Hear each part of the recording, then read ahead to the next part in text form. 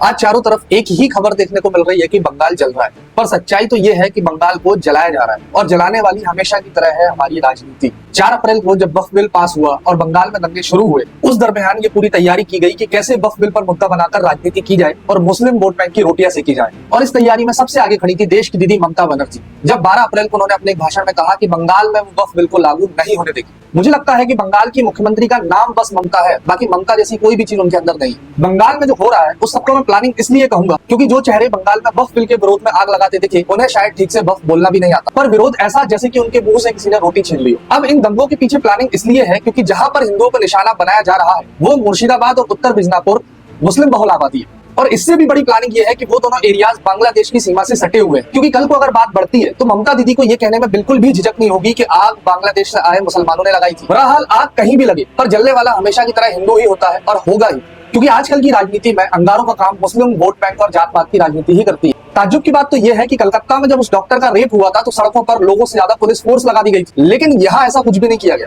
क्यों सरकार दंगे नहीं रोक पा रही, या यूं कहूं कि रोकना नहीं चाहती। लेकिन इससे भी बड़ी शॉकिंग बात यह है कि देश का विपक्ष जिसे 4,500 किलोमीटर दूर बैठे फिलिस्तीनी व्यक्ति का दुख दिखता है, उसे आज बंगाली हिंदू नजर क्यों नहीं आ रहे। और बंगाल को देखकर ऐसा लगता है जैसे देश के किसी और राज्य में मुस्लिम आबादी बची ही नहीं और वक्फ बिल सिर्फ बंगाल के लिए ही लाया गया।